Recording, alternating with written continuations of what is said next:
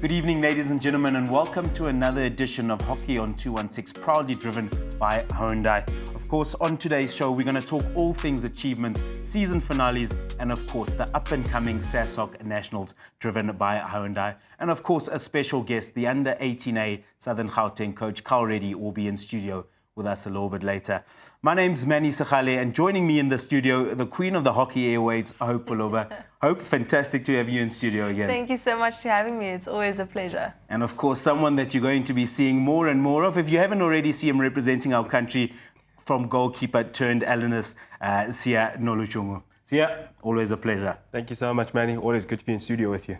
And of course, if you miss any of the action and don't manage to catch us on the show or on the app, as well as on TV, you can catch all of the action, some fantastic write-ups on supersportschoolsplus.co.za. Our writers are working fantastically to make sure that you guys get all of the best articles. And guys, how amazing are those articles? I mean, I go on there every day just to have a look at exactly what's happening around the country. Yeah, Manny, it's been so great. I mean, having all this information at your fingertips, whenever you're traveling, especially for parents particularly, they always like to get more information on what's happening down on the ground. And it's also nice to also hear about your peers, should I say, for the students. So always great to have that type of information available at your fingertips. Obviously, from a coaching perspective, going to a national inter-provincial tournament, SASOC Nationals to be exact, it's so nice seeing how teams are composed and how they're put together. So it stirs a little bit of action, but it makes it really, really interesting heading up and knowing what to expect more or less going to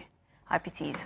Yeah, 100%. Get yourself onto that website, of course. Go onto the hockey section and you can see those brilliant articles. Our writers, CS Chwanza, as well as Avuyile Sawula and Vuyo Ndudane, are working tirelessly to make sure that you've got all of the action right at your fingertips. Now, we'll talk about achievements, something that we're seeing more and more on the show. I feel like we're talking about this every single week. Another momentous occasion, 100 caps for St. David's very own Mateo Stipcevic. And as we just seem to be seeing this a lot more often these days. Yeah, it's phenomenal. I don't think the boys have as many games as the girls have. So getting 100 caps for your school is insane. And obviously, he's a junior in the side, so it means he had to start playing the first team at a very, very young age. So maybe under 15 or grade 9, as a late bloomer, as you can call it. And he's just going to keep getting caps. He's going to finish the season at 150, 200 caps next year. So it's amazing to see. I like that the depth is constantly growing and those kids are given the advantage to play for their schools. Indeed, leader of men there in that team. He plays in the free centre-back role. He's been phenomenal, particularly on the top of the castle over there. If you've probably watched in the SuperSport Schools app, the Cornwall versus the St. David's Marist game, four goals to 1. He also got onto the scoreboard with a great drag flick on the bottom right. And I mean, to be a set piece specialist, have 100 caps and still have a couple more years under the belt to come, always great to have. Amazing. Yeah, absolutely scary. Congratulations to Mateo. Of course, we will be seeing him playing for St. David's again next year, and we'll be seeing him representing the under-18As at the up-and-coming IPTs. Now, just moving further afield to another school, St. Stithians had the pleasure of hosting the Pink Day, of course, between St. Stithians, St. John's, as well as St. Stithians and St. Mary's.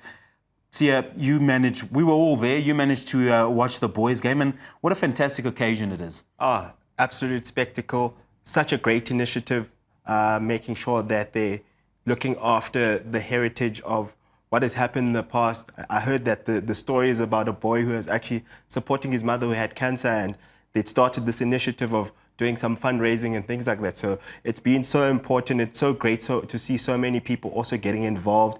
There was a huge crowd there on the Friday, nice and ecstatic. People were watching, people were there to support. So always great to see. Then moving towards the game, some phenomenal hockey played by both the boys and the girls. The girls played on the Friday night. Unfortunately, went down to St. Mary's Waverley 1-0, and then the boys went up 4-1 against St. John's College. So great stuff from both of the sides with the boys and the girls. With the I feel like we need to actually go into some of the details of the game because there were some phenomenal goals scored there during the game. In the first goal, it came from St. Stithians. They had a long ball played directly into the D. They smashed it into the net.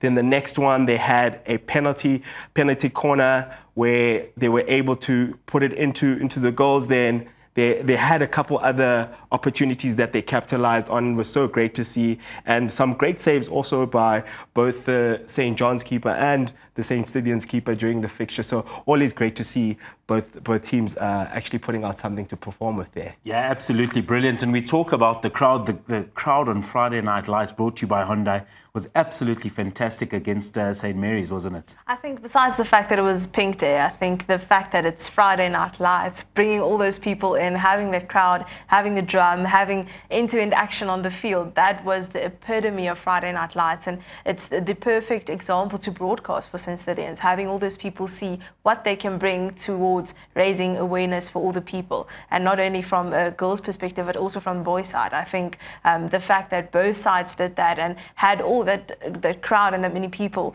watching was insane, and a massive respect to them. I really liked it. Indeed, Manny. Just to go into some of the action that was taking place on Friday, St. Mary's Waverley got onto the scoreboard. Obviously, the goal, it was 1-0 to St. Mary's Waverley. They were able to play on some scrappy play from St. Stithians' PC defense, and they were able to put a goal away. But Coach Lanslow made some changes in the second and the third quarter to make sure that they were able to try out something new, but just didn't come right. Goalkeeper Mtombeni for St. Mary's Waverley was absolutely phenomenal during that fixture, was able to make a couple PC saves and also keep them in the game. So really, really great to see from another goalkeeper also doing really well in that space. Absolutely. A brilliant result there from St. Mary's. As we mentioned, a game that can really define the season for those two sides. Just having a look at some of the action from around the country. Of course, in Gauteng, as we've spoken about, St. Mary's managing to get 1-0 over their rivals in St. Stithians. On the boys' side, St. John's going down 4-1 in that Pink Day encounter. Fantastic way to finish the season there for St. Stithians. And of course, a Cornwall going down 4-1 in Mateo Stipsovic's 100th game. Just moving on to the Eastern Cape, and it always seems like there's so much hockey happening down there. There's derby after derby. We'll start off with the boys' side. St. Andrews Adele College 6-0, Selborne College 5, Stirling 1, Kingswood 2, Woodridge 0. Any games that stood out for you this year? Yeah, I think the biggest one to talk about is that Selborne team with Coach KJ Friend. He's done really phenomenally after the Nomads tournament. They had a bit of a slow start to the season, but have obviously generated a little bit more impact as they've gone over the season. And they've started to pull off some more and more results in between the course, and they've done really, really nicely. And it's always good to see when teams come from the back foot in the start of the season to then change their performance as it goes forward. They actually got themselves a result against a strong-suited Grey College side.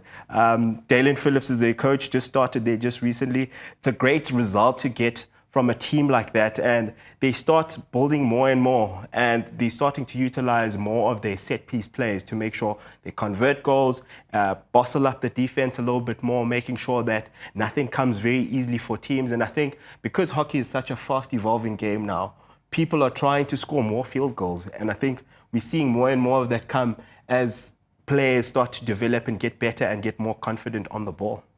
Yeah, absolutely. And moving over to the girls' side, a whole host of encounters there. Collegian managing to get a 4-0 victory over Woodridge. Clarendon a 3-2 against Stirling, a really tight one there.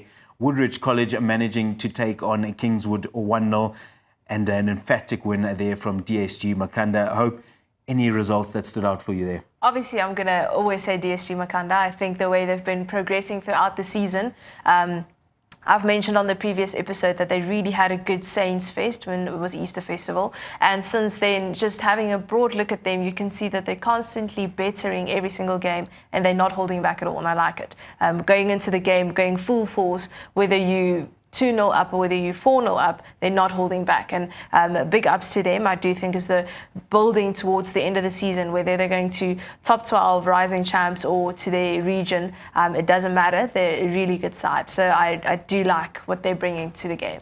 Indeed, and another part about that, Coach Gioane Gambit has done really, really nicely there with his DSG side, and he's made sure that he's got key players that he can utilize in that side. The likes of Mika Holder, Jessica Stevens, and Abigail Holderness, who've played a critical part to this season so far, and obviously we'll start to see and hear more of them as the show gets going. Yeah, absolutely. Coming off a fantastic K-Day, did DSG Makanda, taking that momentum forward. Looking at the Western Cape, plenty of fixtures are coming from there. We'll start with the goals this time round.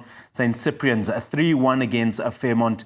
An emphatic win for Paarlgem against Fairmont as well there. Herschel managing to get a 4-0 victory against DF Milan, and Stellenberg a 2-1 against a really good Redham Constantia side. And anything that stood out for you there, Hope? I do think it's the same with the Paarlgem side. Once they start, they're not holding back. So at the start of the game against Fairmont, you can see they were all in it and they kept pulling through. So I do think as though their coach should be happy with the outcome, and I do think it's a long building process throughout the course of the year, because they obviously started at St. Mary's and going to All Girls Festival and now pulling it through to fixtures throughout the course of the year. So I do think as the Coach Darnell can be happy with the outcome and go back to the drawing board knowing that there's so much to better on, but there's so much that's good already.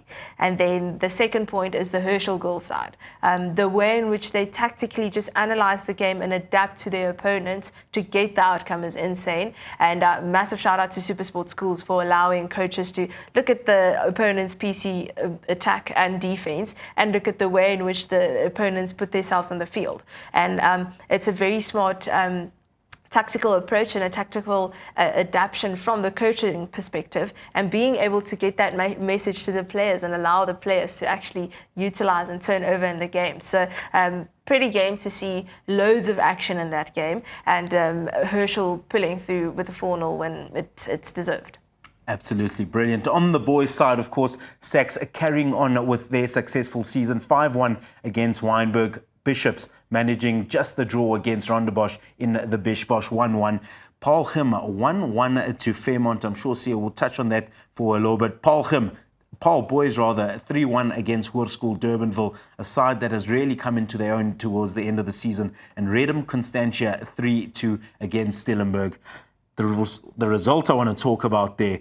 First of all, Bish Bosch, a really good result there, but Paarlgem Fairmont 1-1. The competition in the Western Cape is just fantastic at the moment. Yeah, it's always great to see, Manny. We've always known that those are two schools that have always had some serious competition amongst them, and they've always tried to feat as much as possible to get a result. And I think it's a game of bragging rights. I like to say that all the time. But particularly Fairmont can be really proud of the result that they pulled off. Paarlgem has been consistent and strong throughout the season, and they're getting better every time. Yeah, absolutely. Now, just to cap things off, just having a look at KZN. I can see you smiling already as we move to KZN. On the girls' side, Hope, once again, St. John's DSG managing to get a result over Durban Girls College 2-0. What a side they've become. Yeah, I'm going to say it was very unpredicted. Having a look at both sides from St. Mary's Waverley, they were both a little bit of underdogs in the festival, but Durban Girls obviously placed a lot higher than St. John's DSG. And if you look at them throughout the course of the season against Our Lady of Fatima and against St. Mary's Kloof, the result here is really not something people would expect. So and it's a great win for St. John's DSG, and I do think as the Durban Girls isn't going to be too happy with the results. They need to go back to the drawing board, see what they can better, and prep themselves for the rest of the season, because they still have about 3 to 4 months left after inter-provincial tournaments. So yeah, that's my take on it. Yeah, just to close it up here. So the final results from KZN, Hilton College 3-2 victory against Michael House. College managing to beat Clifton 2-1, as well as Kersney beating St. Albans 2-0. Don't go too far away, ladies and gentlemen. After the break, we'll be back in a little bit right here on Hockey on 216.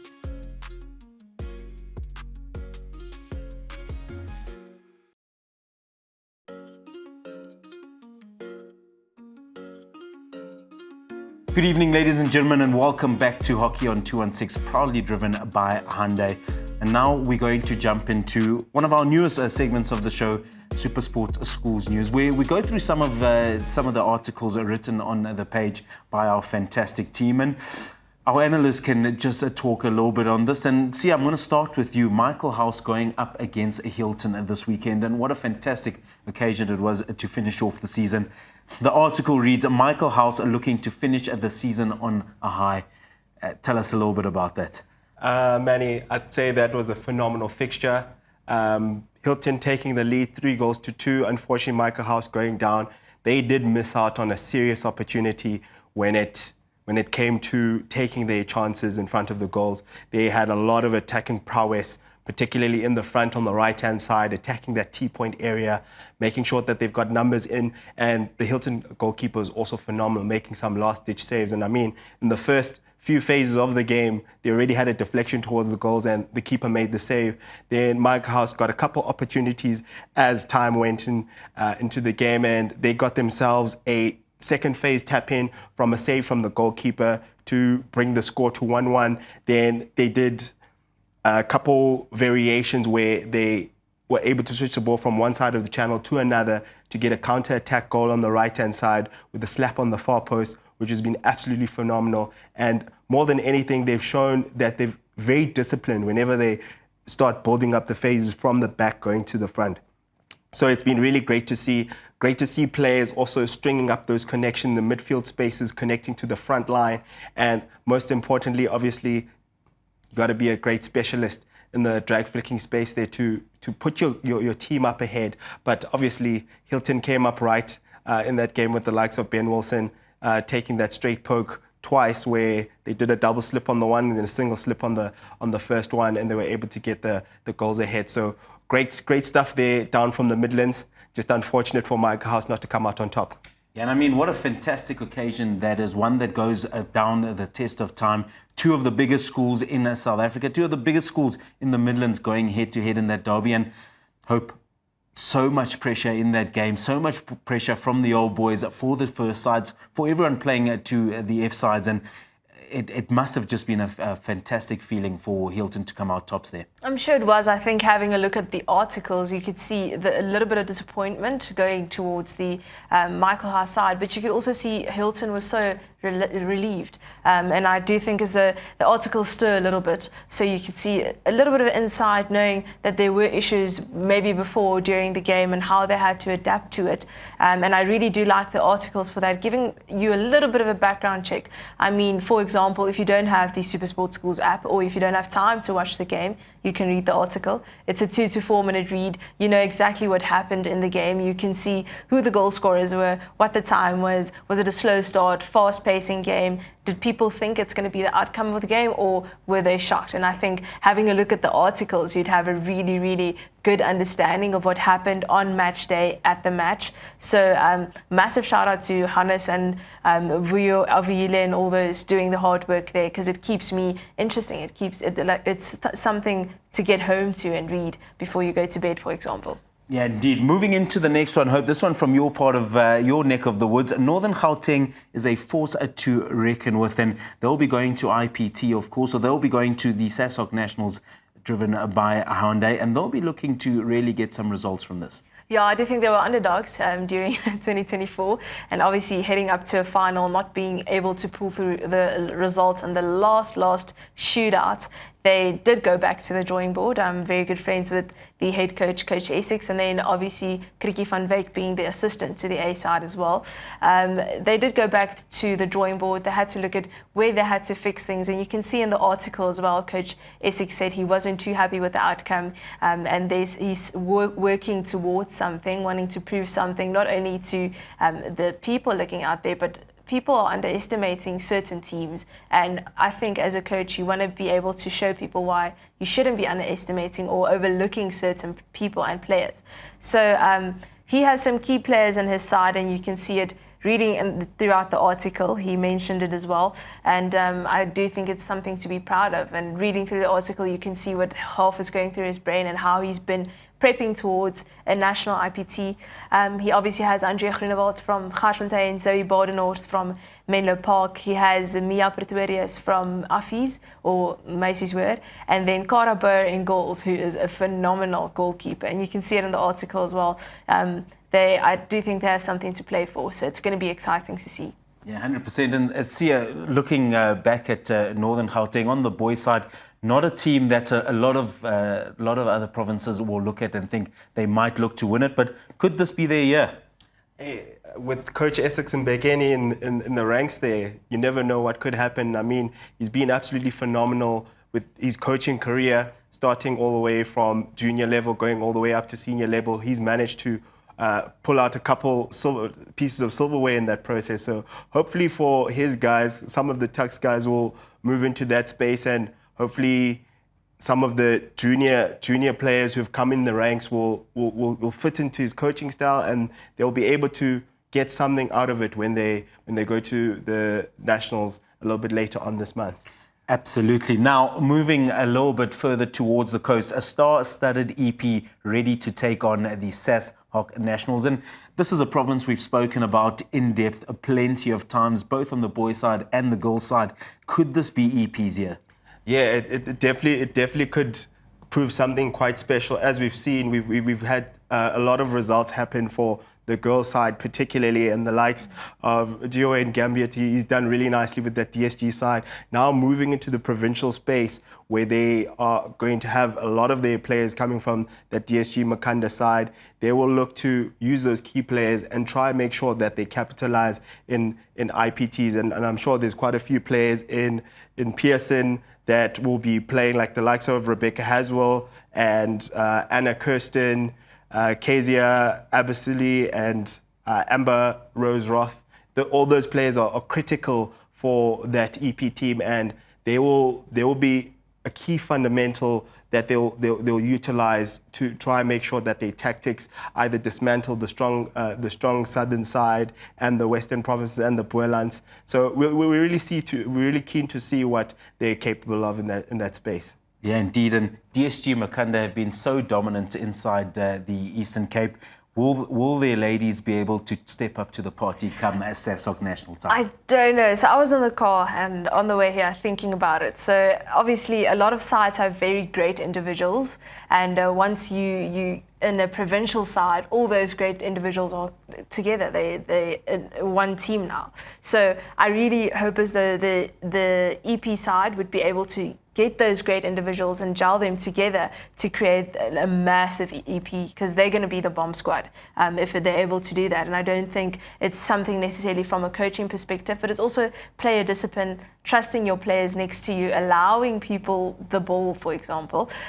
So I think it's going to be tough. It's going to be challenging, but you can see in the article as well that they're ready for the action, and I do think as though if your mindset is in the right place, you pull through. So it's going to be interesting. I think another important part is also that team culture integration, particularly in provincial setting. It's always very difficult when different personalities come from different schools, where you either the star in the one or a star in the one, and you have to put your differences aside from the clashes you do have as school fixtures, and then come and play together. Sometimes that could work out really, really well, and sometimes it could also be to the detriment of the team. So it's about finding that balance between, and coaches also understanding how to understand them as people, so that when they do come together, they're able to execute and play in their own individual skills and execute in other spaces. And then once that is sorted out, then now you can implement it from a tactical perspective and on a technical perspective. So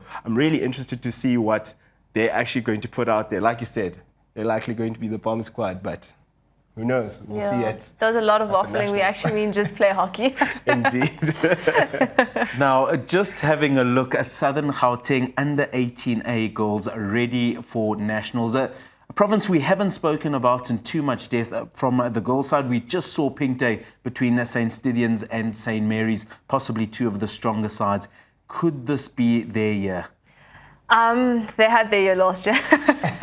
No, I'm joking. It's a building process. Knowing Coach Natasha Leroux, who's the head coach, she's someone that goes back to the drawing board, not only from a tactical perspective, but technically as well. She's someone that believes that it's important to constantly develop players going forward, and she really, really pays a lot of attention to that. So if there was more than enough time for her to be able to do that and be able to pull through, they're going to be fine at IPT. They're not going to be underdogs. People know them. They played in the final last year. They pulled through. They won IPT last year. So it's going to be challenging from a coaching perspective, but it's also going to be fun from a coaching perspective. And in the article, you can see they put the whole team list on. And interestingly enough, they don't have a lot of players from St. Stithians. I do think they have one player from St. Stithians, and then no one from the St. Mary's Waverley side. So Friday Night Lights, we saw this big bash, and it was, you know, two big schools playing against one another, but it was so sad not being able to see them at a national tournament, because I was so excited to see what they could possibly or potentially be bringing. So it's not knowing all these players in the Southern Gauteng side, it's going to be very interesting to see what they could bring and how they're filling those gaps. Well, of course, an opportunity for some of the other players to shine. Now, another article, the Nika Kootsen Hockey Festival aims to develop the next generation. Now, Hope, tell us a little bit about that hockey festival. So Nika Kootsen, obviously one of my good friends as well, they're in Bloemfontein. She's head coach at Unisi, has had this hockey academy for quite a while now. So she's building, developing hockey, allowing that growth not to be, allowing depth and allowing growth in hockey, and that depth not to be too bad. As we all know, in the Unisi side, she's constantly pulling up players from grade 9 or grade 10 players in the side, and they eventually head up and become captain of the side or a senior to the side in a high school environment. So with this hockey academy that she's doing, she's trying to implement it to the younger ages. So this is for under 15s, under 16s, people who are going to IPTs still, provincial tournaments, who aren't exposed to necessarily all that hockey, being able to fill those shoes. So I do think as the hockey festival that she has develops a new generation. We're going to see players here in 10 years who were at the Nika Kootsen Hockey Festival. So it's something small that she started, but it's a great success in Bloemfontein, and a lot of people know it. As we all know, Coach Mornay Oudendal, who's at St. Anne's, was a part of it. Coach Gijs, who's now at Oranje, was also a part of it. There's many players coming from the Nika Kootsen Hockey Festival. So it's amazing to see. There's a lot to learn, loads of takeaways. It's a load of action on the field. I don't know if you've seen it before. Yeah, I like the fact that the three key fundamentals there are building, learning, and enjoyment. And I think that's what we really need to focus on, particularly at early youth development for a hockey perspective. And I think where you learn the biggest fundamentals is when you're at your youngest age, where you're able to be disciplined better, make better decisions whilst you're still younger. And by the time you've gotten to a point where you're able to execute, you've already had all the necessary coaching and work done with you. So I think it's very important that we have more and more tournaments and festivals like these, because it will really set up the future of SA hockey. Yeah, absolutely brilliant. Well, that's all we got time for on SuperSport Schools News. And as we said, you can catch us on sssschoolsplus.co.za. When we come back, we'll be chatting to the Under 18A Southern Gauteng coach, K Reddy.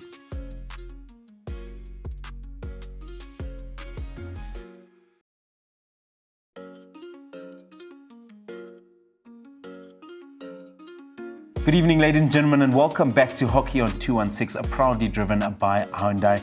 Today, we've got a special guest on our show as we build up to the SASOC Nationals of 2025. We've got the Southern Gauteng Under 18A boys coach, K Reddy. Carl, fantastic to have you here today.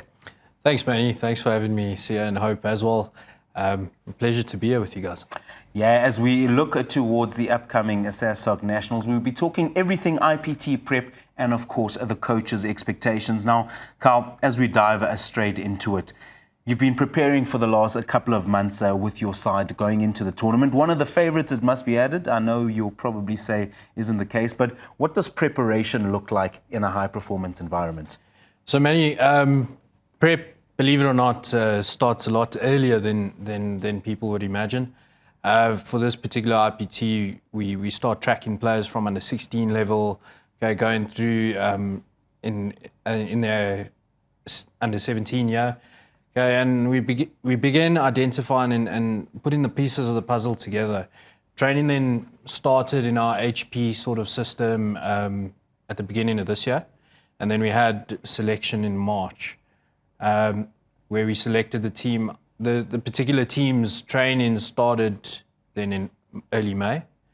And us, with the 18A boys side, we've had quite a few training sessions through the months that have passed, and we've had a few warm-up games against the under 16A Southern Gauteng side, who look really good. They want to watch the under 18B Southern Gauteng side, and then Old Eds and Wits, who are preparing for Elite Club Challenge and USA respectively. Yeah, the long preparation there for coach and his boys. And some of your expectations of the team, you go into this tournament as one of the favorites. You possibly don't want to be putting those expectations of your boys. And how do you put that across to your side as to what you want them to do, what you want them to achieve, and exactly what needs to happen during the week? So you speak about expectations. The expectation for Southern Gauteng is always to come back with a medal, if not a win. And that's because we have a rich history in the tournament itself. We have the most amount of hockey players between the boys and girls, and we have a proven track record of being medalists throughout the years. We haven't won a medal in a while. So that's definitely an expectation for this group of boys going through. We want to focus on, while we're at tournament and building up to it, consistent performance, sticking to structures, and backing ourselves, and the boys backing themselves and their skill set in key moments. Obviously we want to look to win, and it's a matter of how we win and taking it one game at a time going through the tournament. Yeah, of course. Now, both of you have been at that type of level, playing at tournaments. And to the players, what kind of advice can you give them going into a tournament? The weight of their shoulders will be on top of them. How do you approach it as a player going into a tournament, possibly wanting a victory?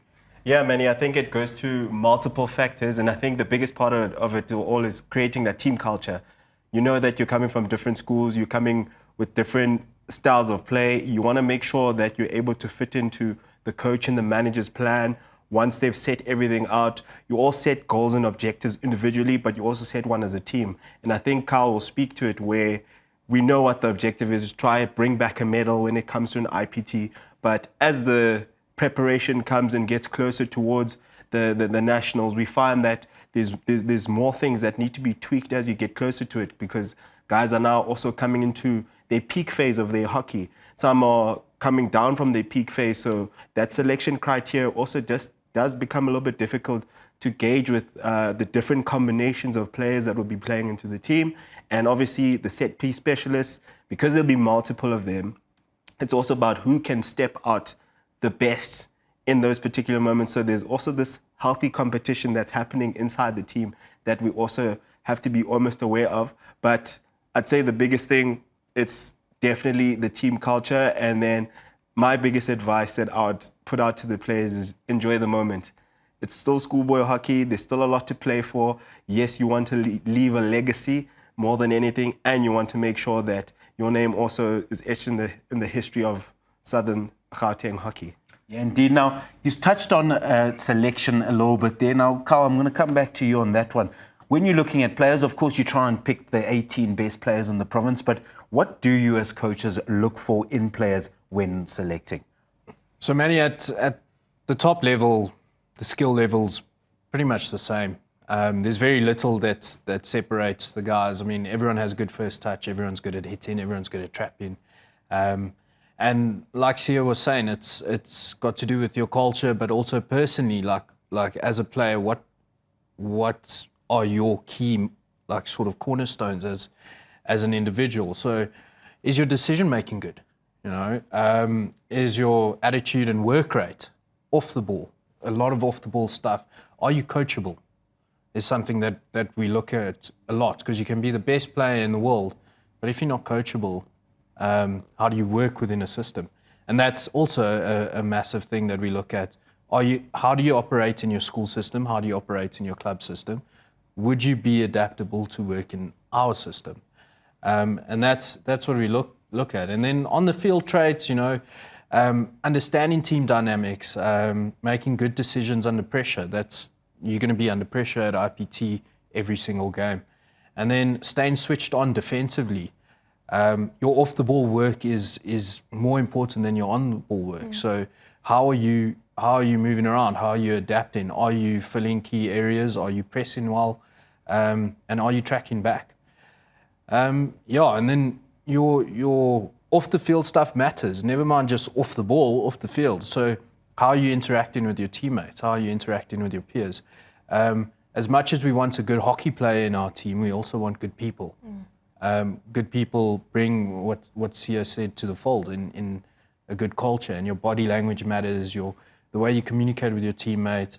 Okay, like are you taking care of your body after a game? What are you doing? Are you hydrating, or are you off eating a packet of chips? Now, just to interject there, Coach. So we've spoken about the selection process and what you look for in players when you select them. We get on the bus, we make our way down to the inlands. Now we're at IPT. What are you looking for players once we get to the tournament for those 6 days? So the expectation can be summed up in 3 words, and that's effort, discipline, and execution. Okay, we need the players to lock in from day one. Okay, you need to be switched on from the team talk to the final whistle, and understand that at that final whistle, you're prepping for the next game the next day. It's a very professional sort of environment, and these are the things that we look for in players and we expect, and the little things count. They count a lot at the end, and it's like things like early to warm up. Are you focused, switched on? Do you have a notebook at the video session? And are you focused at halftime or drifting off looking at the birds? And I mean, that's what we need from players, and that's what we expect from the highest level. And things don't go according to plan every single game. So is a player willing to adapt within the framework of the team and the team talk? Are they willing to implement and execute? And I use that word execute, Manny, because at the highest level, there's very little difference between teams. The team you're playing against is going to try and do you, you're going to try and do them. No coach goes with a game plan to lose. And it's about who executes their game plan the best. So is a player able to execute better than their opposition? And that's what we expect, and that's what we need. But also, to go out there and have fun. The guys are playing in this massive tournament. It's the only time they're going to get, in South African hockey, so many eyes on them, a crowd there, jam-packed, crazy vibes. Go out, enjoy yourself. But make sure you're tracking your man and pressing properly. 100%. Now, we're going to take off the Southern Gauteng boys under 18A coach, and we're going to put on, we're going to take that cap off, and we're going to put on the under 21 national managers coach. Now, you'll be looking at the tournament from a more holistic point of view, looking at other teams, of course, trying to win it with your boys. But as one of the under 21 national coaches, what do you want to see more of at our IPTs? What can the players really improve on to get to that next level? So, first things first, obviously, play in your system.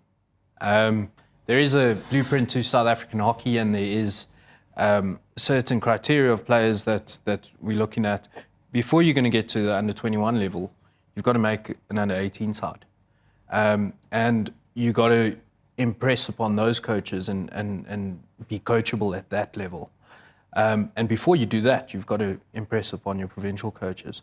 So, yeah, it's a matter of working hard and setting achievable goals for yourself. You're not going to make the under 21 side straight off the bat. There have been players that have recently done that. They are phenomenal, and they've taken a gap where there was a gap, and it's worked out nicely for them in this cycle. But for your team that you're playing at the moment, do your best, execute, work hard, on and off the ball, on and off the field. Yeah. Now, just coming to our host, and guys, what are your thoughts of what Carl's just said, and some messages out to the players who will be at the recent national nationals? I was thinking, Carl, I have a question for you. So we spoke about this off air, actually. You were the B-side coach during 2024 in the A section, and now you're A-side coach in the A section. So I wanted to ask you, how have you been preparing differently towards the 2025 IPT? Because now you're with an A-side. And what have you changed towards going to this IPT? So the goals change. With the B side last year, it was about staying in the A section, not getting relegated, which is harder than you'd think. And yeah, then it was about finding ways to sneak a win, finding ways to like defend hard and just lost. Now it's about winning a medal. You know, I broke the tournament down last year, and we did speak about it earlier, where the under 18B Southern side went really hard in the group stages, and our aim was to finish either mid-table in those groups or just above, and maybe we sneak a semi-final. And then if you finish mid-table, objective achieved, box tick, you're not getting relegated, play the rest of the tournament, cool beans. Now it's about where we finish in our group. It's about making legs last to the end of the tournament, making strategies last. Don't show all your cards on the first game. And that's the mentality that we're going into. How do we make a final, and not necessarily how do we just survive this tournament? Yeah. Well, brilliant. And we'll pick that conversation up when we get back. K Reddy will still be with us, and we'll have an opportunity to deep dive into what to expect at the 2025 SASOC and National IPTs. Don't go too far away. We'll be back after the break.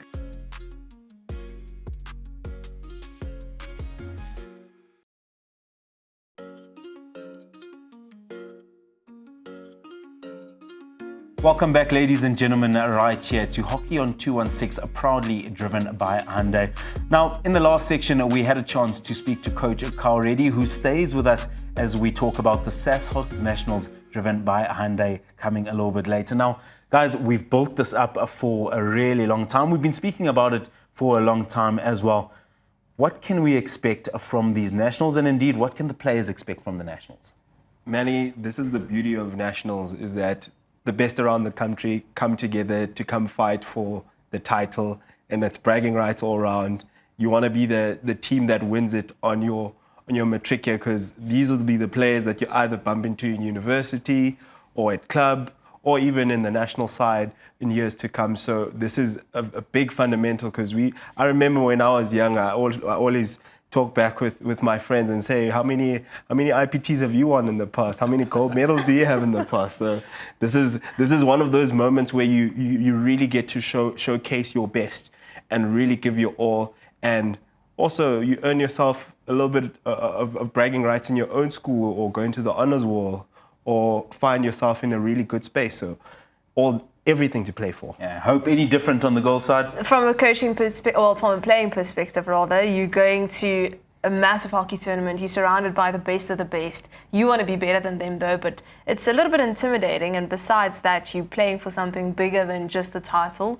You want to put your name up there. You know that university coaches are looking, national coaches are looking, your provincial coach is obviously going to look if you slipping up, or whether or not you might be good enough for the coming year or not. So the pressure is a lot, and I do think it comes down to the fact that you should still just be playing hockey, enjoying every moment, taking it game for game, not just going through the motions, but that what you're learning, you should not only implement it, but take away from it and start being better from it, like understanding the game more rather than just playing it. So IPT is going to be a ball. It's going to be end-to-end action. It's going to be exciting to see. You're going to see underdogs. You're going to see players you haven't really recognized before coming through, making their way on the team sheet. So it's I can't wait. Now, Carl, from your point of view, so we've had a little look at what the players might be able to expect, but what can the coaches expect going into IPT? Well, late nights and very little sleep. Hopefully through all the video analysis. Yes, no, definitely. Hockey coaches have a tendency to sit behind their laptops in their rooms for large amounts of time. But definitely, it's a spectacle. It's the pinnacle of schoolboy and schoolgirl hockey. in the country where the players get to showcase their talents. We're really excited for it as coaches. We chat about it at the end, and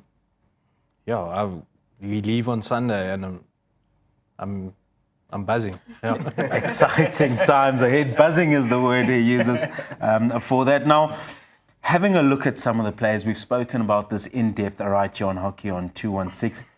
Are there some players to look out for? Hope, I'm going to start with you from the girls section. Who are you most, or who are some of the ladies that you're most excited to see at the Nationals? Manny, besides the fact that you have SA under 18 and SA under 16 A and B players coming through from last year's national IPT, playing in the under 18 IPT now, there's obviously, as I've mentioned before, players that you haven't really recognized before, players you've maybe saw at the bowling tournaments in Mary's or even the All Girls Festival playing on the provincial sides. But I had a look at them, and from Boland, you obviously have very strong schools coming through, but Alanda Rodemeyer from Polchum, Emily Gibson from Renesh, Sarki or Sarah Allen Groenewald, and Pippa Viljoen. They are great players coming through from that region.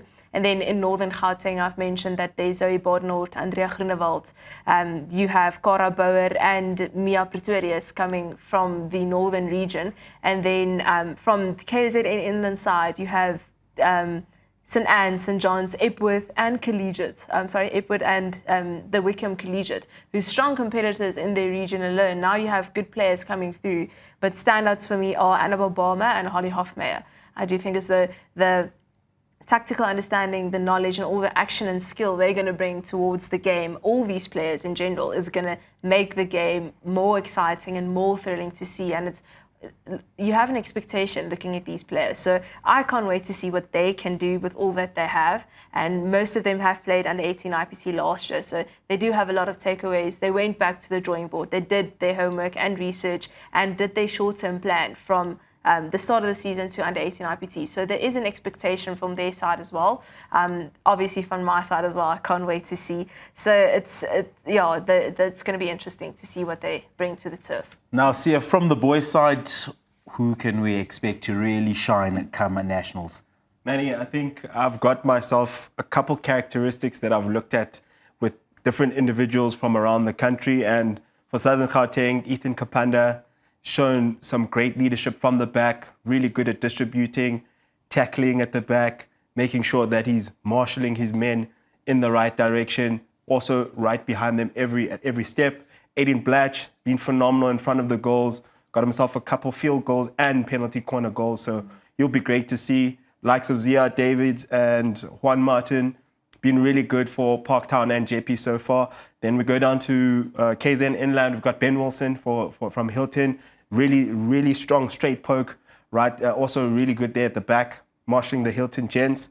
Then at Maritzburg College, we've got the likes of Siwa Mtembu and Andile Lembete following after his brother's footsteps. So it's going to be really great to see those guys really stepped it up. And then the likes of Xavier Inslin, been really phenomenal there for Hilton. Then we go down to the Western Cape.